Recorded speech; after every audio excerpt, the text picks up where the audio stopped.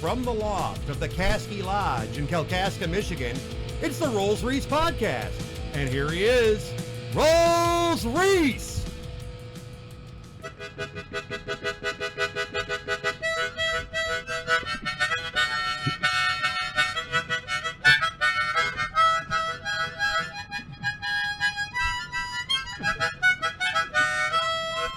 Hey, welcome back to the Rollsreece podcast, everybody. As you can hear, we are having a good time here at the KASKI Lodge today. We're celebrating Polka Fest with our brethren and sisterin out in Cedar. We know they're doing the Polka Fest out there, having a good time, so we're here celebrating. We got Ronnie, we got Denise, we got Ricky over the side. Denise brought us the cooler, filled it up real nice for us. They got some food around here today.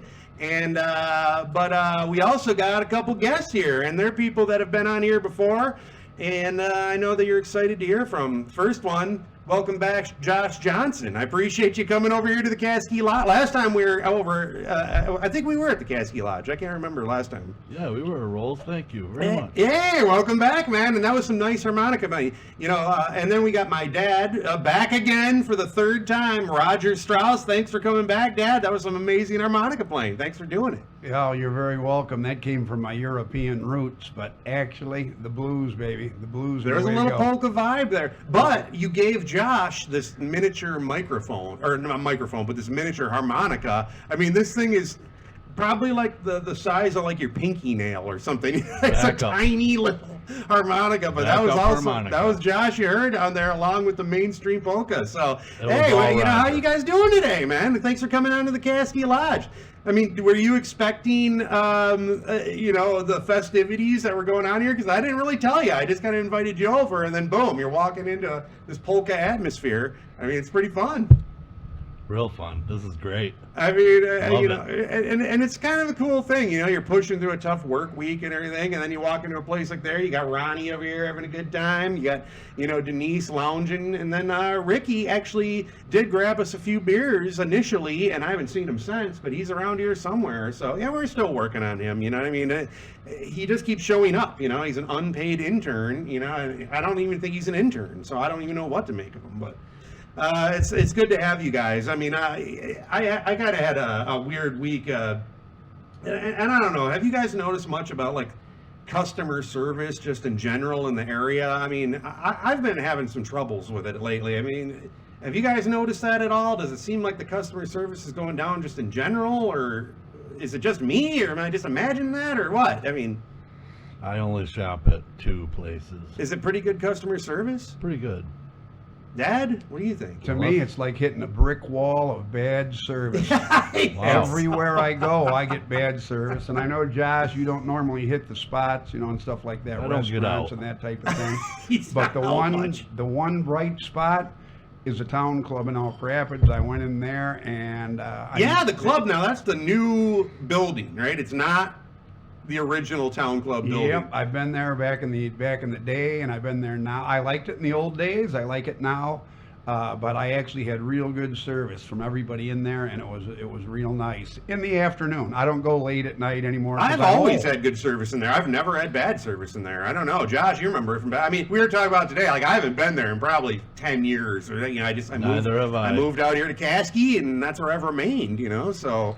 But I always had good service. I had fun. That was the when I turned 21. You know, that was one of the local bars that I went to. You know, it was in walking distance of our house over there on Bass Lake. So you know, I could just walk right down there and have a good time. Yeah. Walk back. Actually, there was one night in the winter. There's between you know, it's a river town. It's a town that's on the west bay of Lake Michigan, you know, in Traverse City, Michigan. You know, it's got the river, Elk River, going through there with the dam and everything, and then there's that marina there, the Elk River Marina. And what I would do is I would cut through the parking lot of the marina, kind of where they stored the boats. But this one night I was walking through there, and there was some tall grass, and I didn't realize that the marina cut in as much as it did. The tall grass kind of covered it. And like I say, kind of dead of winter, all of a sudden I drop about 4 feet down into the water. I did not see I thought I was taking the shortcut up this hill, and all of a sudden, the next thing I knew, I dropped and I was soaking wet, and it was like 20 degrees out with the blowing winds. Now, I only had about another 5 minutes to walk, but in those conditions, I remember my clothes were getting crispy, and as I was walking, but although it did seem safe, hey, I'm walking here. How dangerous can it be? I did almost die on the way up from the town club one night.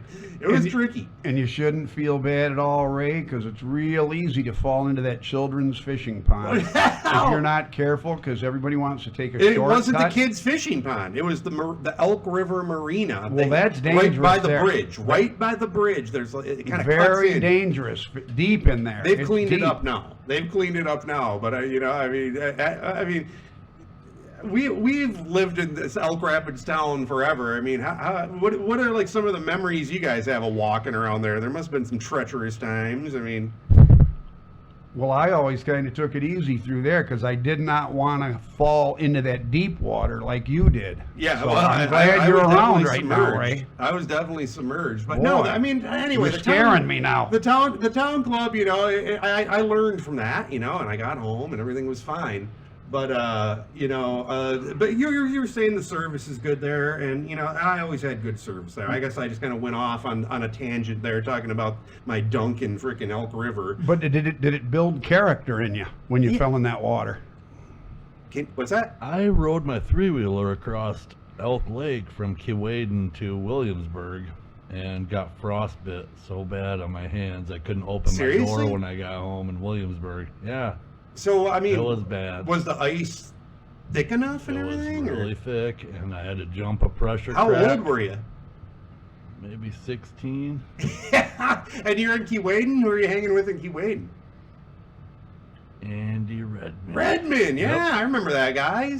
We used to hang out with him quite a bit. I mean, he's kind of a rebel. I'm sure he wouldn't mind us saying that, Not at all. He was a guy who would get out there and take some chances and stuff, and man, we had some good times with him, I'm sure he's probably still kind of the same type of dude now. I'm not on Facebook or anything, but hey, if you're out there, man, we wish you the best. We definitely do. And a lot of danger. I'm glad you're here with us today, Josh, because if you fall through on a snowmobile, a 4-wheeler, whatever it may be. But let me ask you this.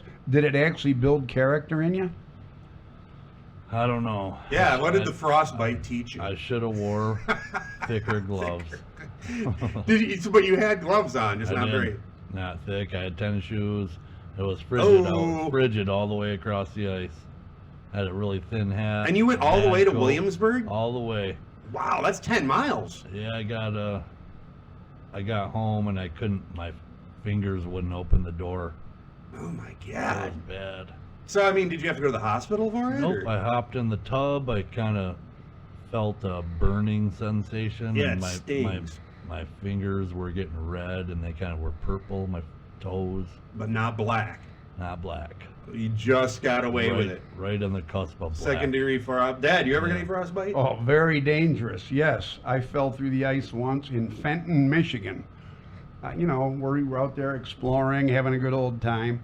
And where is Fenton? Fenton is about below Lansing, Okay. Several miles below Lansing. Fenton? Why were you in Fenton? My uncle was the superintendent of Fenton schools at the time.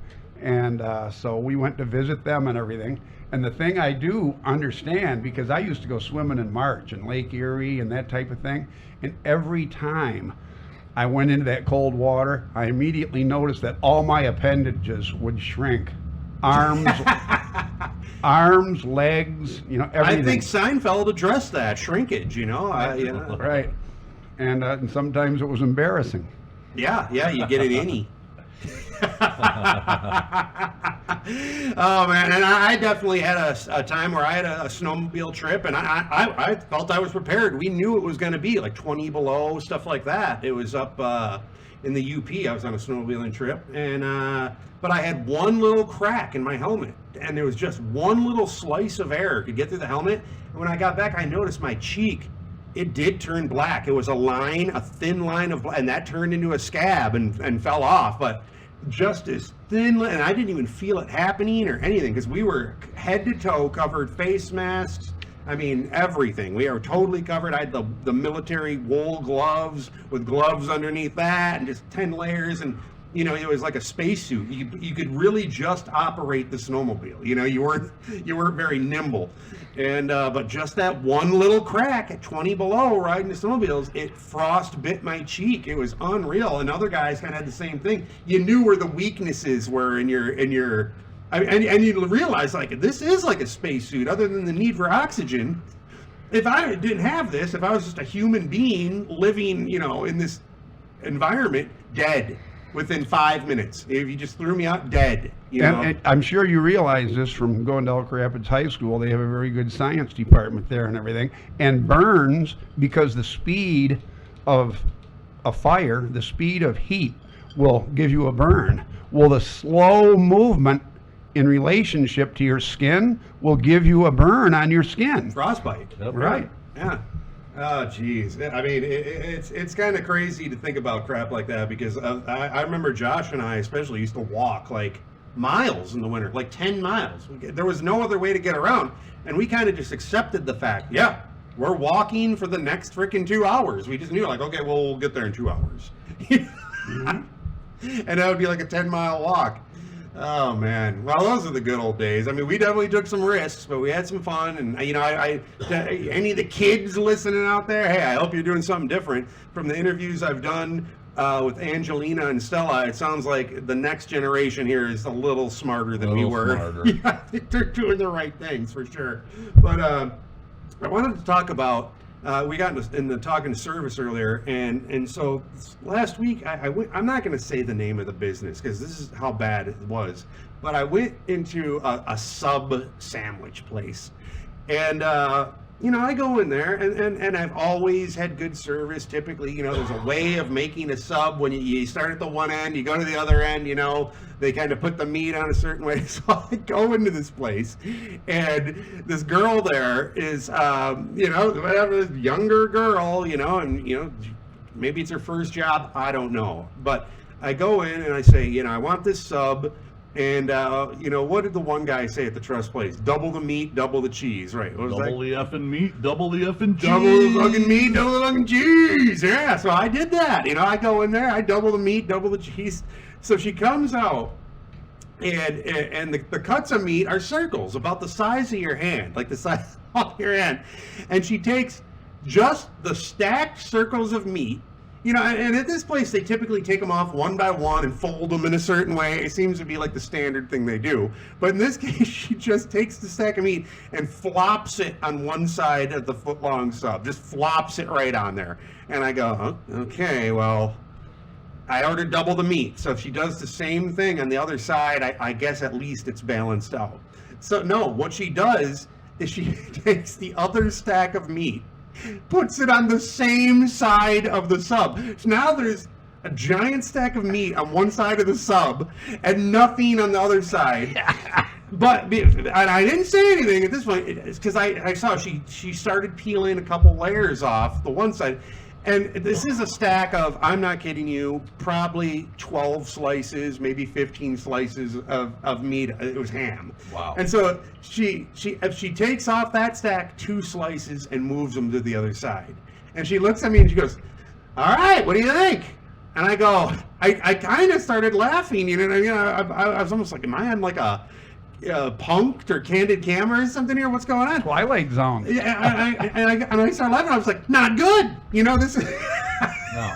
I almost felt like I was in an episode. So I go, not good. And she goes, I go, well, you got all the meat on one side of the sub, and there's nothing on the other side. And she looked at me, and she was kind of bewildered. And she's like, okay, you know. And so she takes 2 more slices and moves them over. She's like, how's that? And I was like, still not good. There's still, you know, 12 slices on one side, 4 on the other. We got to create some kind of a balance here. So she takes, she goes, 1 more slice. And I just knew, I was like, I'm not winning this. I am not going to win in this situation. Oh. So she moves it down, you know, puts the toppings on. It's lettuce, you know, onion, whatever. You know, I got mayonnaise, mustard. slops it in. It's all spilling out over the side. And, so what I ended up is one side of the sub, they cut it in half. It's all toppings. That's all there is, with very little ham. Like and on the other side, it was pure ham that was freaking folded. And I couldn't believe it. I mean, but have you guys ever experienced? I mean, that did seem bizarre. Am I crazy here to think that was bizarre? No, not well. You're crazy, but not because of that. That's for sure. Okay, I'll say yeah. I am crazy. But the place I went to was the opposite, and you know what? They actually had the right idea. I mean, there was nobody in line, but to every customer, because I heard, it before with people in front of me and that type of thing. She would automatically. It took you a couple minutes before they'd say anything, and then they'd say, "We're going to be with you in a few minutes." Wait a minute. Nobody in front of me. Really, why so is it? No acknowledgement you were even there for the first minute. Why can't you take my order? Okay. And that was okay, because, being a retiree, I have plenty of time. I'm the one that stalls and makes conversation in the checkout line with people behind me. So a lot of people, they'll get aggravated at me. Like, I'll be over there, hey, do you hear the one about, and then nobody wants to hear it. Oh, I'm dealing with these lottery ticket scratch-off people today. There was a flow going through. People had money-ready cards and stuff. And then the scratch-off lotto people hit it. Yeah, I got to turn these. For some reason, they're always like disabled in some way as far as like verbally, you know what I mean? Because they can barely talk at the same time, so that's even slowing it down even more. Okay, what do you got? And I'm not even saying these are necessarily old people. Something's going on, like severe alcoholism. I'm sure they're suffering in some way, but I got places to be. I don't have time to sit here and listen. I'm going to turn this in, and then they're deciding, well, let's see, what worked for me last week? And you're going, oh my God, there's 12 people in line behind you, buddy. Let's be aware, a little bit of awareness. I realize you're laying your whole retirement down on these scratch-off tickets, but I'm trying to get this bag of chips and this ice out of here before it melts. So I'm running into that. I'm running into people pulling into parking lots a lot lately, where they're pulling into the parking lot. And they almost stop in the road as they're turning into the parking lot. And I'm just thinking, has the decision not been made that you're going to the grocery store yet? Or what are you hinging on here? Why are we not pulling into the freaking parking lot? I mean, I can understand if there's someone right in front of you, but you're pulling into a wide open parking lot and virtually stopping in the road going, And the guy behind you is honking at you. It's almost creating rear-end accidents, because no one's ready for this kind of traffic flow. But I mean, I don't know. What do you guys think? See, Josh, you just said you've been seeing a lot of that too. It's like an epidemic. People just need to slow down a little bit and speed up a little bit at the same time. I mean, doesn't it seem like, because to me, I'm thinking, these aren't stupid people. These are nice cars. I mean, they're fairly well maintained. Maybe they're getting close to retirement, or they are. So it looks like they've done all right. These aren't idiots, but it seems like they're slow-witted. Like the time it takes to make a decision. I don't know what the problem is out there. I mean, for me, I know where I'm going before I even leave the house. As soon as I leave the house, I know exactly where I'm going. I'm going to the grocery store. I'm going to pull right to the parking lot, find a spot. So I don't know. I mean, maybe from your, as anyone, Dad, you're up around you've retired, but you're not an old guy, but are you noticing a difference of people your age where like some of them are really, really slowing down as opposed to some of them are kind of keeping it together more, or what's going on with that? Well, sometimes old people can, are used to the old ways and they become prejudiced, in their views. But overall, I'm asking you and Josh, because you guys are younger than I am, and that's okay. We're 43, 44. That's our age. Well, that's what I'm saying. In the last 20 years, objectively, are people smarter or dumber? I don't think there's any difference, but I think it's like the time it takes to make a decision is going down. I don't think they're dumber. I'm thinking, why is it taking you so long to decide to pull into a parking lot? What is the 5 second or even a 2 second delay in the decision making process of pulling into the parking lot? Because like you got your wits about you. Isn't that common sense, Ray? Is common sense going down the tube? Maybe. I mean, technology's getting better, right? I mean, it used to be more of a, I think more of like a chauvinistic thing, because back in the 50s and that, the guy was driving the wife never drove, women driving, and then the husband dies, and now the wife, she's learning to drive in her 80s or whatever it is. All of a sudden, my husband that drove the whole time. By the way, not well, probably for the last 20 years of his life. I mean, he's probably all over the road. The wife's is dealing. Now it's up to her to drive. It's the middle of winter. I've seen this a lot where, I just feel bad for these old women. You can tell this car is their lifeline to the grocery store. But they're not equipped for it. They're not ready for it. But now I don't think there is as much of that, because the elders of society now are from the 60s. They're the baby boomers. Well, let me ask you this.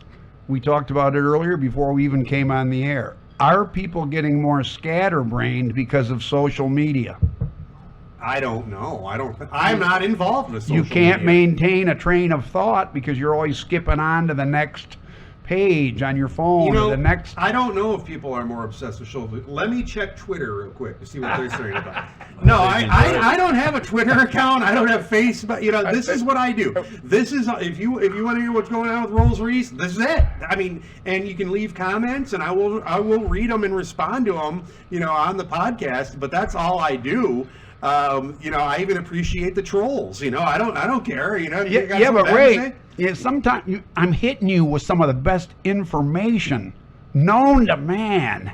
Okay, and I'm thinking, boy, I'm really getting through to him. Hang on, Dad. Just a second. I got to get this. Well, okay. Hey, I know what you're talking about. We were trying to get some music up, and I was trying to find this guy you liked on YouTube, but I had to scroll. I had to do a little bit of scrolling, and I wasn't listening to you. I'll just be straight up, and But now, Josh, here's the thing: you're representing a whole nother generation here, because you have your son Nolan, who's 7 right now.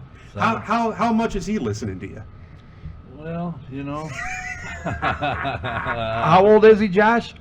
7. He'll listen to you till he's 10, 11. Listen. Yeah. He listens probably about the 4th time. Okay. After the fourth time's a charm, huh? He's listening. Oh my gosh. So hey, we're here at the KASKI Lodge. It's a Saturday afternoon, and we just looked out the window here, and it is pouring cats and dogs, if I can use that expression. Have you guys seen my back is to the windows here, so I can't see as well. Have you guys seen any lightning or anything yet, or? It's pouring sideways. It is pouring sideways right now. I noticed it. Ricky, close that window, man. Ricky, close the door. Ricky got soaked. Oh, Ricky, yikes. See, I told you, hanging out in that parking lot. Even through this, he brought me this beer. Thank you, Ricky. Way to go, Ricky. We appreciate it. And Ronnie, he's looking out. He's a little, yeah. He told us earlier. He knew it was going to storm. He warned us, and we didn't listen, apparently. All right, Ronnie, you're right. Yep, it was gonna rain. And Denise, she's just she's turning the channel. She's got the weather channel on. Yep, we got a little bit of radar up. We're keeping an eye on it, folks. But if the podcast cuts out, it's because we're in the midst of this really bad storm right now. We don't know what's gonna happen. But the KASKI Lodge is a pretty old building. I think it was built in 1908. So, and it's been standing that long alongside 131 here with the semis and the trains going by, because every time one goes by, the whole building shakes. So, okay, it took us a lot to get off of that, but we want to hear more about Josh's fathering skills. Go ahead, Josh. Yeah, why isn't no one listening to you? Yeah, let's talk about something. What do we got to get it down to 2 times? That's that scatterbrain thing I was telling you about. Yep. Well, no, I mean, I didn't even notice that it was getting that. I noticed it kind of got a little darker in here. Yeah, that was natural. That was a natural occurrence. Sorry, Josh, we couldn't help it. Yeah, it's coming down. I mean, that's. I was over here scrolling on my screen, and then all of a sudden, let's give it a date and time. So on Saturday, August 28th, 2021, it was pouring cats and dogs in KASKI. Yep. We can mark. We need the rain, though. This is good. Yeah, we did. It's kind of been we've had that smoke in the air. Those fires are going on out west. Right. And I don't know. What do you guys think about that? I mean, they can't even control them anymore. It's I don't know. What do you think? Is it a man-made thing to where we haven't been managing these forest rights, or is this just bound to happen? Nope. You think it's bad forestry management? Forestry management. Well, what are they not doing? Cutting fire lanes, cutting clearings, cleaning up. Yeah. Now Josh was right in the middle of the doggone woods, Williamsburg, right in the middle of it. Getting this smoky haze, I guess, is the point of this. And I think we're back here. The storm got us. That may have been the storm, folks. I don't know, but that glitch was brought to you by rum and squirt and a Tostitos salsa dip, and Michelob Ultra, and what else? Huma. We had some Huma. All right, we had some Huma in there. So hey, we're having fun here at the KASKI Lodge. We've all got our assortment of drinks. And that ink pen glitched thing. out. And no, we don't have that. I had nothing to do with that other one thing they were talking about. No, we weren't talking about that. Oh. So anyway, no, we were talking about the forestry and the forest fires and stuff. And, the smoke's been in the air. My personal observations is because of the smoke, and I know that leaves change even when the light decreases. I've noticed the leaves have been changing. I think they've been changing a month ahead of time. And I think it's because of the smoke. Because even the sunlight during the day, it's reddish. It's not really like the typical yellowy bright sun we have. It's like this reddish kind of glow that you have all day. And I've been noticing that the ferns and stuff, and the stuff that's typically, kind of just dying out, totally dead. Some trees have like a totally dead, all the leaves are dead. And it just seems way ahead of schedule. I don't know. Are you guys noticing that, or am I just... I'm noticing it. I've noticed that, yes. Yes, definitely. I've said things to guys at work. A few of them were kind of like, I don't know. I actually just started noticing it. It's weird, 2 right? days ago, yeah. Well, they have Canadian fires. Yes. And it's happening in Canada, and it's happening here. Right. So they have 95 fires going out west. And the thing I'd like to interject... 95? That's 95. Okay, I haven't been keeping up on it. Yep, they've had 95 fires. And one of them is getting close to my younger son, Brian, and it's called the Caldor Fire. And it's approximately 40 to 50 miles away from Lake Tahoe. The good news is, because of the rocky nature of the ground up there in the mountains, that possibly there's not enough litter, like Josh was talking about. You can have, if you get a lot of clutter, a lot of dead stuff, a lot of undergrowth, you're going to have a lot hotter fire. So hopefully he's okay. Yeah, he said he's breathing smoke like you can't believe. Well, I just heard that. I heard that they had the worst air quality. It wasn't even like, it was like in the world even that they had and that's just horrible, man. Well, they're shutting things down, Ray. Yeah, I mean, it's just not good. And even here, when I look out over the bay and stuff, and I can't see across the bay, that's not fog. It's bizarre to me because, you'll have your foggy haze and stuff over the bay. But when you're looking out and you go, wait a minute, that's not just hovering above the water. That's like from ground to, whatever it is, 5,000, 10,000 feet. I don't know what level it goes to, but it's just everywhere. And we're in it. I mean, we're breathing it. We're seeing the leaves change.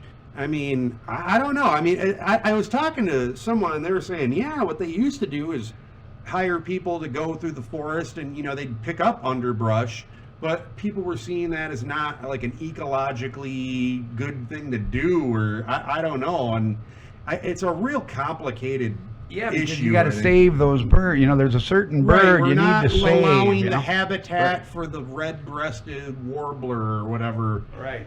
And I do hear that side of it. I don't want anything to go extinct. Lives in flammable brush piles. That we have to create a species that loves these flammable brush piles we pile up. We're creating a habitat like a coral reef. But this smoke's been bad.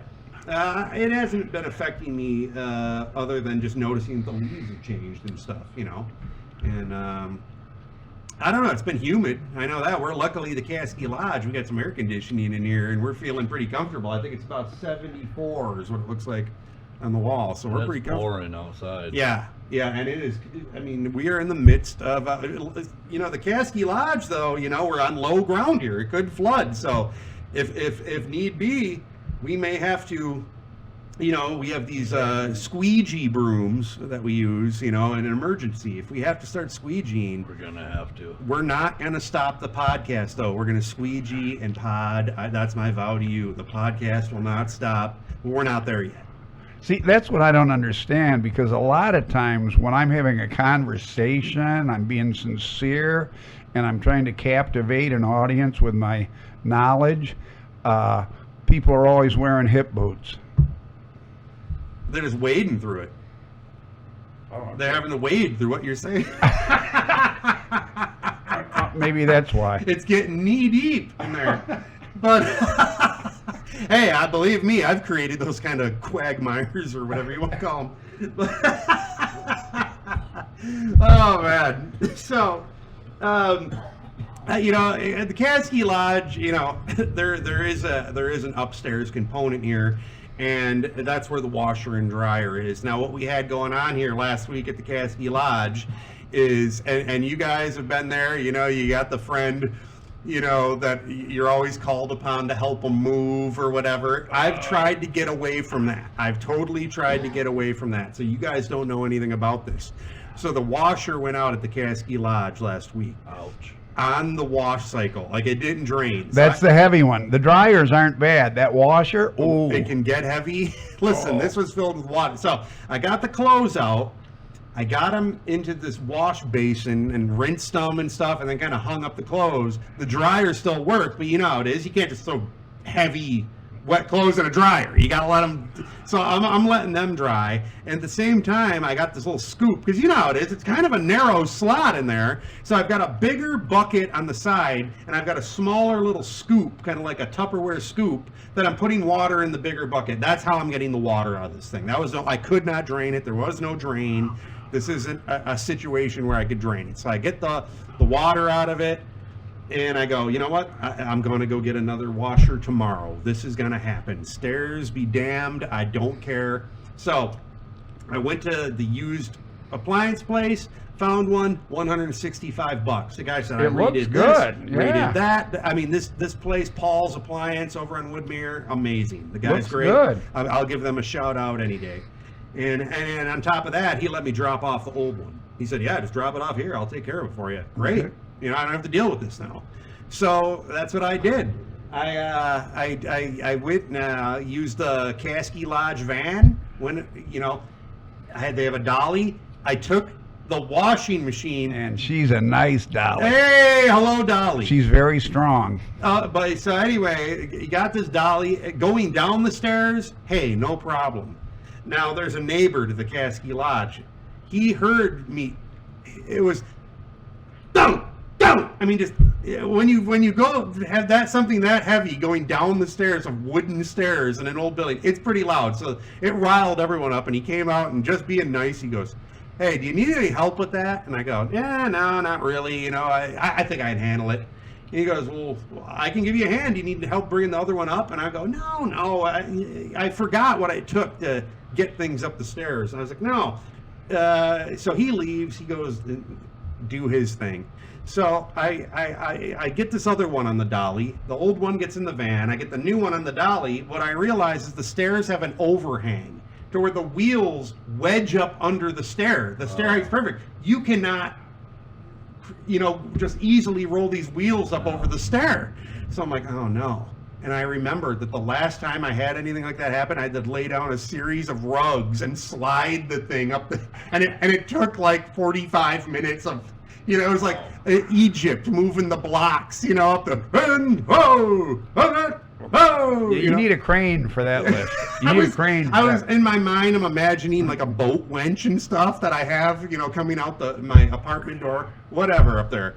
And, but no, I got inspiration from you, because I remember you needed a guy to kind of help you move something in Chicago. Right. We'll just say that. Mm-hmm. And you said, hey, I'll give you $10. You help me right now. And you gave the guy 10, and he helped you move something. Mm-hmm. And so I had the same situation. The people of KASKI. So I saw a guy walking down the street, And I just opened the wallet right away, and I had a $10 bill, and I go, hey man, I will give you $10 right now if you just help me simply carry this thing to the top of the. I did not move it in the apartment, get it to the top of the stairs, because then I can operate with the dolly.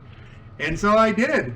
And I gave him the $10. He was super happy to do it. He helped me, move it up the stairs.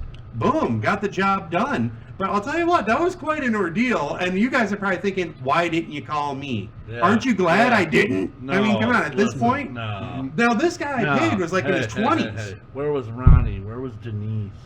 Right. Ronnie's 92. Denise is like 60. So Well, the thing I would say is because Ricky, I don't know. I can't depend on him. For me, it would be easy, but not you, because I know you're going to work. But like for me, I've had success with it, but you have to be careful. I have dried underwear and swimming trunks in the microwave, and it works out pretty good. I've heard about that. You don't want to overdo it, but the thing of it is, if they aren't washed completely, there can be a bad aroma. Yeah, I've done some home laundry in here before I used to have a washer and dryer combo up here in the KASKI Lodge, and they both broke at once. That's Did you re-wash that load by any chance? The one that I had to scoop out. I rinsed it in the basin. Those square rinse basins that they have in janitors' closets. I put them in there, rinsed them, and then hung them up on an ironing board. And in this area, as another backup to that, you can beat them on the rocks at Rug Pond. Now we're really good. Hey, I don't even know why I bought a wash. I should have just bought a tub and a freaking washing board, and then I could have done some music on the side, a little. 2 weeks ago, my power went out in Williamsburg, and I had to go take a bath in the Boardman River. It probably revitalized you. With my son. Well, wait a minute. Isn't there a creek right across the street from you, though? Well, it's not very big. Yeah, but it's fresh, clean water. I actually had to get water from that creek for my toilet. Yeah, how long was your power out? 4 days. I mean, I'm wondering if our power is going to go out now because this storm just keeps getting worse and worse. What about your generator? You didn't have a generator at the time? Nope, at the time, nope. Okay, I got you. Yep. So that's what prompted you to get the generator, I'm sure. Yep. Oh yeah. No, I remember, in KASKI Lodge, we're in the village of KASKI. So the power gets fixed here first. So when the power goes out, it's not for long. It's the most, I think the longest in the 6 years I've been here is 6 hours. I mean, it wasn't very long that the power was out. But the outskirts, of town, oh yeah, they're out for 3 to 5 days sometimes. It's just unpredictable. Fun. You gotta have a generator. Do you? Well, I don't know about you gotta, because you don't gotta. But what I'm saying is, does anybody think back to the days before electrity? Right. What did they do? We should more. I mean, what are you gonna do? I mean. Yeah, power goes out, you're cold. Like I said, those 20 below nights and stuff. Now that's getting critical. And not just for your plumbing. You know what I mean? If you know what you're doing, you can drain your pipes. It's not that tough. I encourage people to go on YouTube, learn how to winterize your plumbing system. In an emergency, do it. And I imagine if everyone's power went out permanently, we'd get used to it. Yeah, we would fall back into this way of doing things. We would. I think the scary thing would be, I think we'd still be producing electricity. We'd just be doing it in different ways, Oh, when I was in Chicago, I was doing building maintenance. I was taking care of the boilers and the air conditioners and that type of thing. And it was a good job in a high rise. But I'd go up and they'd see me and they knew I was, doing that kind of work. Boy, we're cold. And I met with a lot of negativity when I said, maybe you need to work harder. Whoa! Not being cool. I mean, these people are working hard up there in the cold. Now, what was these were like office people? Yeah, they were office people. Well, yeah. And, when you're sitting there still, I've noticed this even here at the KASKI Lodge. Sitting still versus moving around, it's night and day as far as how cold you feel. I mean. But when you're sitting at a computer, you don't think there's any way you could be riding one of those Peloton bikes and generating electricity?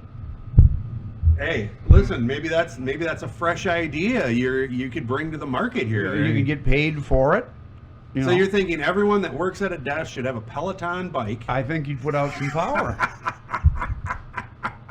All right. Well, hey, you know what? We're coming up with groundbreaking ideas here at the KASKI Lodge here. In a way, I almost kind of feel a little bit inspired in the same way Ben Franklin was when he flew his kite, because that's the kind of weather we're having right now. Yep. We can fly a kite out the window here and have the key tied. But what the ironic part about that, would you be getting paid for generating the electricity, or would you have to pay for the good workout? I don't know. It depends on how good their marketing department is. I'm talking about at IBM, Google, Amazon. I don't think. And then you could go down, and when you're drinking heavy, okay, now you go to the bar, okay, because you've been doing, and you're bragging about how you're saving the environment. Hey, you know, I mean, these are ideas that, you know, could be powering the future, but it's not going to be us. You know, you're talking to Josh and I, you know, we're 43, 44 here. It's really the next generation that's going to have the Peloton bikes. You know, it's not going to be us. You know, we'll retire 20 years ahead of the Peloton revolution, but, you know, maybe, you know, and quite frankly, now that we've put it out there, Peloton is just going to use the idea. Well, it doesn't have to be. We're already calling it a Peloton, so I mean, they kind of own it already. Wait a minute, let's take that. You got to edit that out of it, because you don't want any brand name. No, Peloton. My dad called it a Peloton generator, so. We don't want Peloton. We don't want Tesla. We don't, you know, any of those people that come up with real good ideas. You still can't say anything about them. Yes, you can, because they're talking trash amongst each other. It's you know, Tesla versus Virgin Airlines. Those guys are kind of talking trash a little bit. I don't know what Bezos is doing, but I will say it was kind of neat that they were able just to, you know, throw him up there, you know, into space real quick. You know, I mean, they really were just a passenger thing. I'll tell you right now, you can say what they want, and they're spending all that money, and it could have gone to better things, but hey, it takes guts. I liked it. Right. I thought it was neat. You know, and if it ends up being kind of like a carnival ride thing, well, wow, that's just amazing. I don't know about that. I don't know about a thrill ride, but I mean, that's what it would be, a very expensive thrill, because they got to be weightless for what, 5 minutes? Yep. You know, it's not like a long-lasting thing. You know, you can do those. You can get in those planes. You can pay $5,000 and get in those planes that do those parabolas or whatever, parables or whatever they're called. Parabolas. And, you know, and you can do that over and over. And each parabola, it's like 30 seconds of weightlessness, you know. But you can do multiple ones. I've heard they do like 20 of them, but for me, $5,000 to be weightless for different, that would be kind of neat. I would do that. What you're doing, but am I going to pay $250,000 for 5 minutes of weightless? You know what I mean? Yeah. You're doing that on a roller coaster at Cedar Point. You're actually losing weightlessness when you drop. You do that when you drive over. Everyone knows the railroad tracks thing. You know what I mean? That you shouldn't do. It's a bad thing to do. That's right. But if there's a quick little bump and you're in a car, you go weightless for a split second. You can tell. They call it your stomach dropping out or something, or they used to, right? I mean, I'm not even going to go in. I don't want to encourage kids to do this. I got some stories about it, but yeah, I mean, there have been times.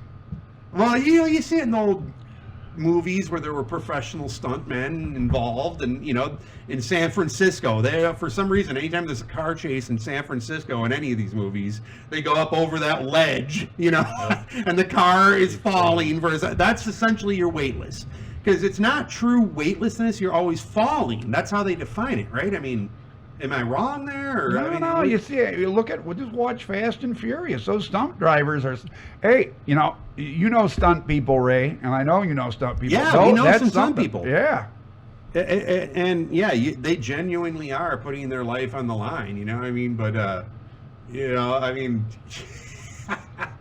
sometimes you just put your life on the line, you know, being stupid in life. I remember when we wiped out that scooter. Ouch. Wow. That was a stunt that went wrong. We were riding the scooter through a gravel driveway. We talked about it on the podcast we did with you, Josh. Yes.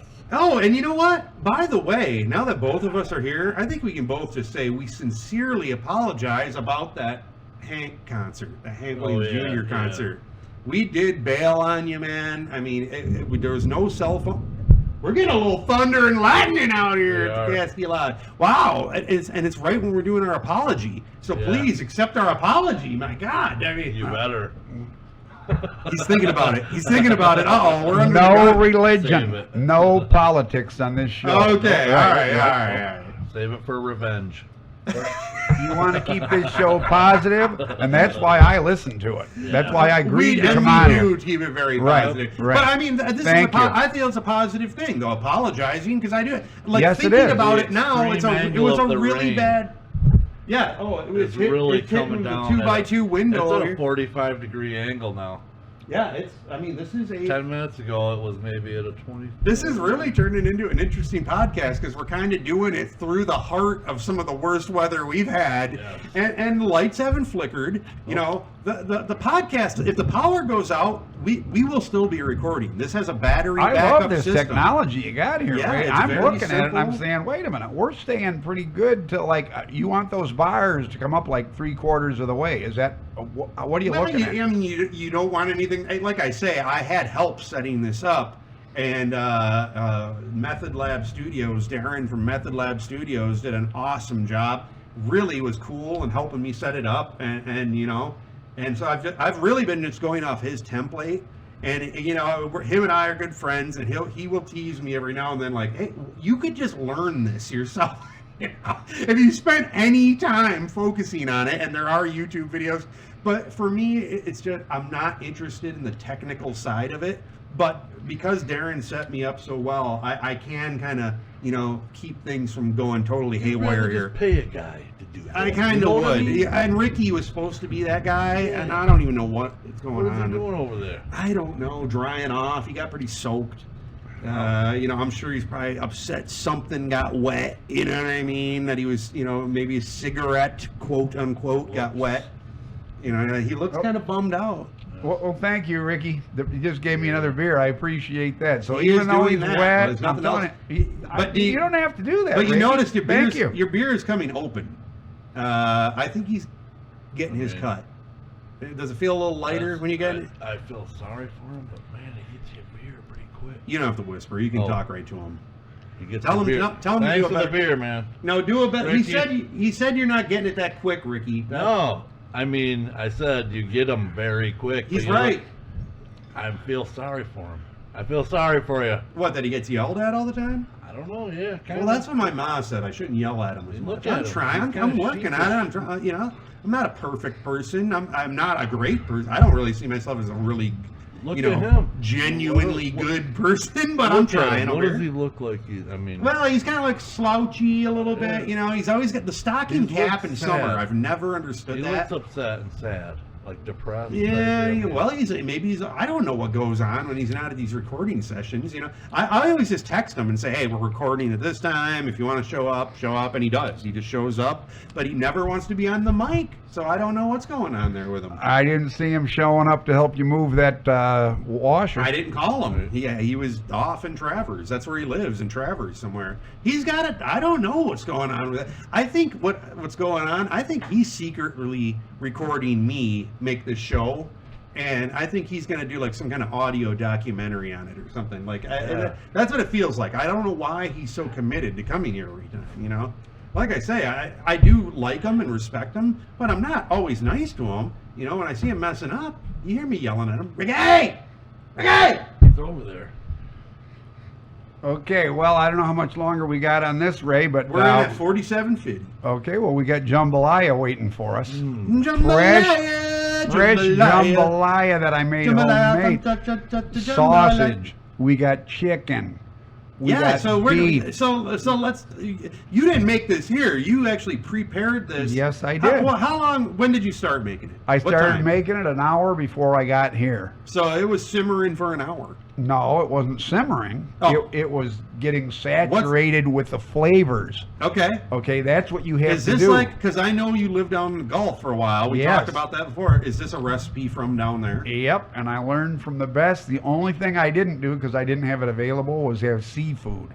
You want, get shrimp in there, crab meat, that type of thing. But I have sausage, hot, spicy sausage. I have chicken. I have pork. I cubed up some pork chops. Nice, very nice. And with the vegetables, you got tomato, that type of thing, and some peppers. and you just let it simmer because it's good. Yeah. Okay, then it's good the next day, but the whole time you have to have this flavor. Well, what you?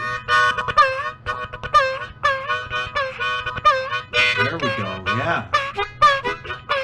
And then everybody, that's like the audio flavor of it. Well, everybody kicks up their heels. Everybody's having a good time. Well, you're right, because you brought that jambalaya. We had, for some reason they got pork chops and bagels here. I don't know why. That's like the main thing they have a lot of. But you brought this jambalaya in, and it really does. You've livened everyone up. Everyone that's here is having a great time. They are having some of it, and I really appreciate you making them enough for everyone.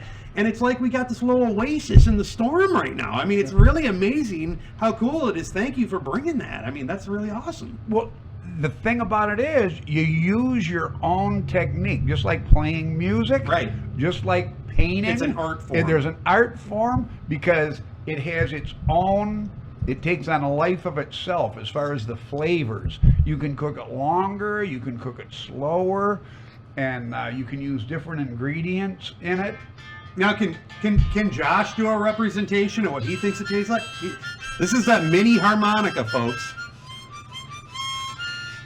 My dad's getting urgent phone calls. You can turn the volume down right on the side there, right? Here, let me see your phone. Very All good. Right. The harmonica stuff. The harmonicas are from Joe Yukas Theater, downtown Elk Rapids, and Josh is playing a harmonica that's not even about an inch long. Yes, we talked Joe Yukas Sr. Now we're talking Joe Yukas Jr. that owns the theater. Okay, one, two, three.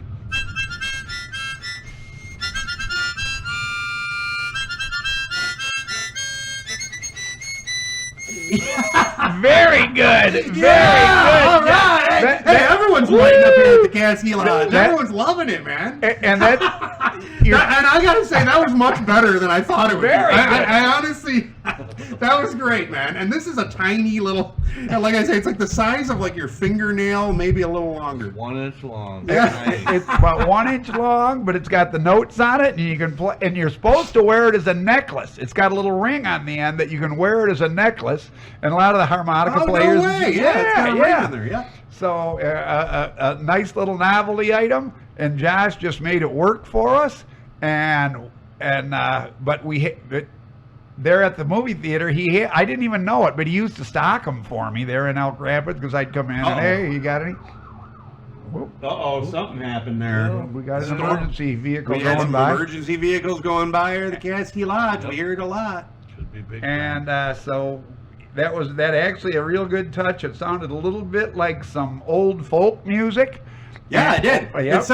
It sounded like hill folk. A little bit like some they're Tennessee. on the porch doing a little soft shoot. What do they call that? It's like Tennessee porch music. Yeah, there we go. Yep. I was born in Tennessee. That's right. We talked about it on your podcast. Where was that? Because it was like a place where they did like nuclear stuff. I can't remember. What was it again? Oak Ridge, Tennessee. Yeah. What did they develop there? Home of the atomic bomb. Wow, that's right. Yeah, that was amazing when you told me about that because they did chop that what did they call it? The Manhattan Project back then. Yes. And they really chopped it up because they kind of made it. And I know the main work of it was in the desert, but there were those satellite secret places too in Tennessee, and I'm sure there was probably other. I don't know the whole history of it. We don't talk much about it. Can you talk about it? There's nothing. I don't want to. I don't know. Okay. Next subject, please. You're worried to even talk about it. It's that secret. But Dad, to you, it's not that secretive. You understand how a nuclear material can be turned into energy, and a lot of energy. When I sit around a campfire, what the material is? What uranium, right? When I sit around a campfire, I see the core of a fire, and it lasts for 15, 20 minutes, and then you need to restoke it. Okay, a nuclear reactor, same basic thing as a fire, but you're giving it oxygen from water. It's not. You're not putting air to it. You're getting oxygen. Would the air make it react too quick? From 8, no, you wouldn't have enough of it. It's consuming so much oxygen. So it's oxygen-rich water. You need high-density oxygen. What do they call that water? Isn't it heavy water? Heavy water. That's right. And like if you were to drink it, it would be bad for you. There is no way you would ever drink it. Right. Yeah, like it's the one thing I saw with the heavy water is let's say if you take a saltine cracker and you put it in normal water, it dissolves the cracker. But this heavy water. You couldn't get the cracker into it. No, that's what I'm saying. But what I'm saying is the fuel itself, the core lasts a year and a half of putting out 900 megawatts of power. And this is a volume of material like what, the size of a bowling ball? Like how would you make... It's like you guys talk about, marijuana and all that stuff and the different percentages and all that stuff. Same with a nuclear reactor.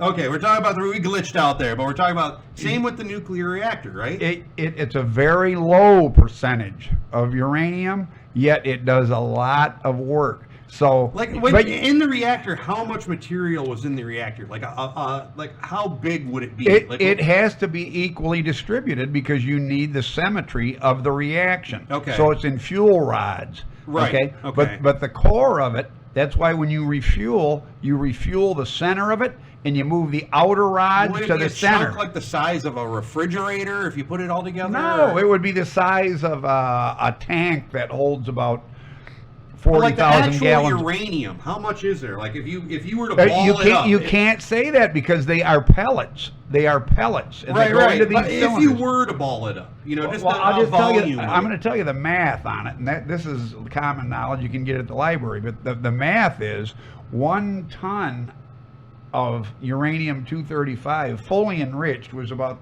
the size of your hand. Oh my not gosh. even that is equal in BTUs to 3 million tons of coal. Wow. So what's the math there? Yeah. You got something. Well, I don't even. I think. But they anyone don't put listening that. Can do the math. They don't put that in a reactor. They do not put that in a reactor. Okay, what I'm telling you right now, and they don't even do it in a nuclear sub. But a nuclear sub will last a lifetime. But what I'm saying is. I mean, they can stay under infinitely, other than their food will run out, is what I've been told. Right, but what I'm trying to break it into is everybody understands a fire. You have to keep feeding it. That's why you go into, hey, get some more wood, get some more wood. A nuclear, you don't have to get any more wood. No. And I'm talking about it would burn all the wood in Kalkaska County in probably a month. Yeah. If you had to make the same kind of heat. But how much of it is out there? I don't know. I don't know. I mean, when you guys were doing the power, were people ever like, man, I don't know where we're going to find the next batch of this? No. They got enough. They got enough. But the thing of it is, they designed, like, I don't know how they did it. Doesn't matter to me. But they designed it so it could release all its power at once, which wasn't much. Yeah. I'm telling you right now, you needed a thimble full of it. Yeah. And it again blew up cities. Right. Because that was the Fat Man or whatever. They knew how to make it just say, holy. In a nuclear reactor, it's controlled. They have things that absorb the neutrons. Neutrons are what, split the atoms. Right. Okay. So we're getting some atom split. So what they did, I mean, you had things going in there going here and where and I mean, going up and down, depending on how much steam you had to make. Right, because all it's doing is heating up water. I mean, that's the amazing thing of this is that for this complex system of combustion, it's really just a very simple concept. Heat up steam. It's like the steam engine. And it's heating up heavy it's a very water. Efficient steam engine. That's all it is. Yes, because it's heavy water because you don't want it to turn into steam. Yeah. So real hot water is then going through a heat exchanger and it's turning regular basic water into steam. That is interesting. That is very interesting. And what started this is Josh. I think he was kind of hedging and telling us all these secrets he knows, but I think now he feels a lot more comfortable. No. What? I don't know him. Oh, come on, buddy. No. But did you say nobody does, Ray? No, I mean, and I'm joking, of course. Right. No one knows the whole thing, or else that wouldn't work. Nobody does, and why do you want to? You have no need to use that information. Right? Exactly. We're working as a team here. Well, cool. I mean, we are coming up here on the hour. I mean, we're having a great time here. I mean, we are kind of celebrating the polka vibe. Do you guys want to do another one here? Another polka tune? Oh, yeah. Okay, let's do it. You know what? I'm going to go over. There's kind of like an accordion type thing over here. I'm going to step away from the mic, but I think it'll get picked up here, and we'll try and get a little something going here. We're going to play ourselves out of this? Yeah, we'll play out. Okay.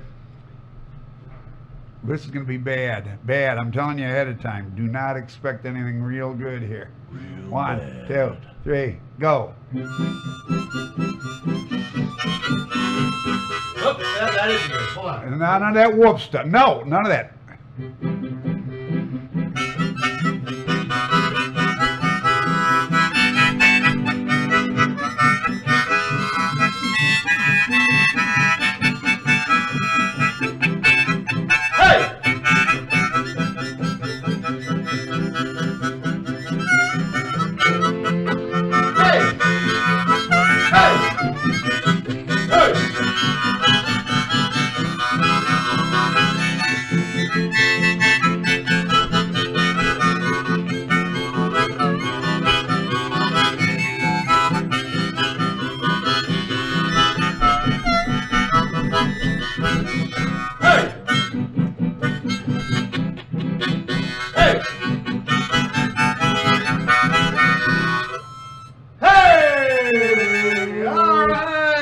Polka time here at the KASKI Lodge. Wow, that was horrible, but hey, that was fun. And here's the thing.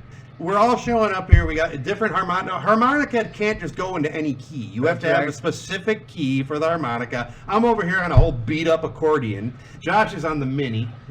I don't even know what is that even a key or what's going on? Nobody even thinks you can play that thing. No, before today. Pretty good. Looks like you proved them all wrong. Oh,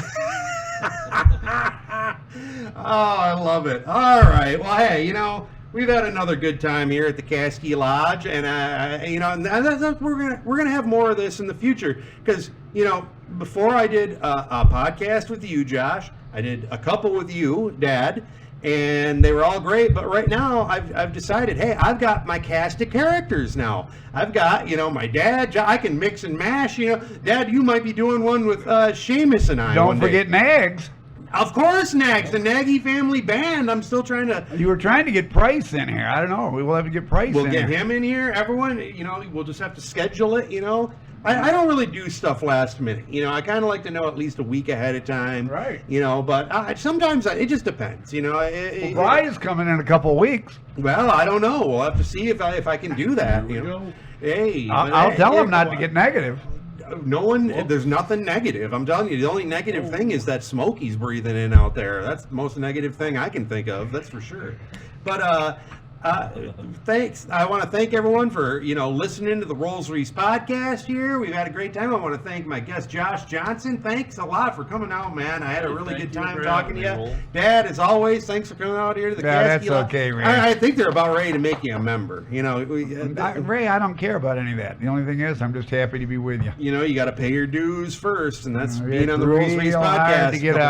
It's hard to get an audience with Ray. Yeah. Hey, all I said is, you know, a couple days notice, a week's notice, you know, a month. I got an audience with a Pope, but I can't get one with Ray. Hey, you know, you got to make an appointment. That's all. All right, but hey, you know, I want to thank everyone for listening to the Rollsreece podcast. I love the comments and stuff you leave. And I just appreciate all my subscribers and everyone for listening. You know, if I don't do it every week, hey, you know, no big deal. You know, I take a week off every here and there. I might do it every other. I might do 2 in 1 week.